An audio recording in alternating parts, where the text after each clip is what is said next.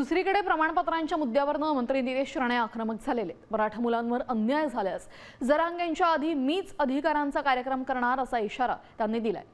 सडक्या आंब्यांना सोडणार नाही असंही ते म्हणालेत.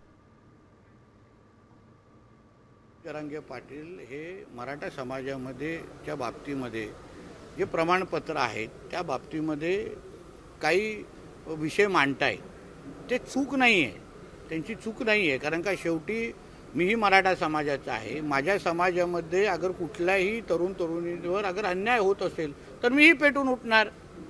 चुका असतील तर चुका सुधारल्याच पाहिजे. आमच्या कोकणाच्या भाषेत सांगितलं कोण सडके आंबे असतील ज्यांच्यामुळे आमच्या मराठा समाजाचा तरुण तरुणीचं नुकसान होत असेल त्यांना आम्ही सोडणार नाही.